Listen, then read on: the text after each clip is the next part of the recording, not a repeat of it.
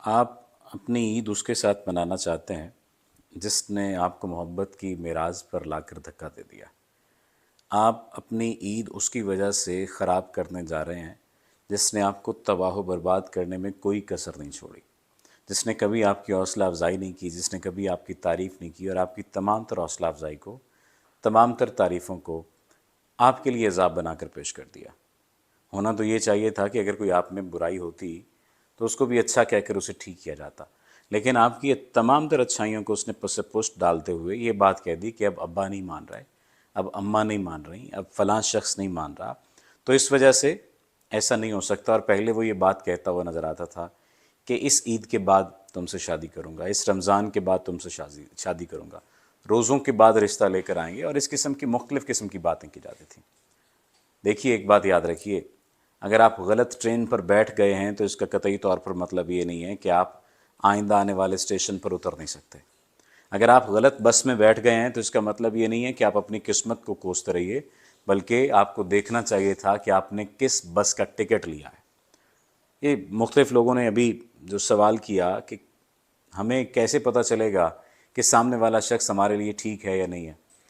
دیکھیں، بہت سے کلیے ہیں جس سے یہ بات اخذ کی جا سکتی ہے، جس سے اس بات کا پتہ کیا جا سکتا ہے کہ وہ ہمارے لیے ٹھیک ہے یا نہیں ہے۔ صرف سادہ سا کلیہ آپ انہیں یہ بات کہیے کہ وہ آپ کو اپنی فیملی میں متعارف کروائے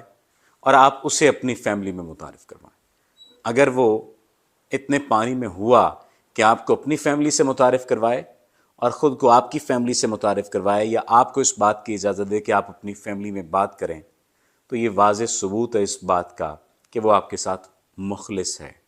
ویسے تو کوئی کسی بھی وقت پھر سکتا ہے، لیکن یہ اس بات کا ایک ثبوت ہے۔ اس لیے اگر اس نے آپ کی امیدوں کو بار بار توڑا ہے، آپ کو کبھی یہ بات کہی کہ 2 ماہ بعد شادی کروں گا،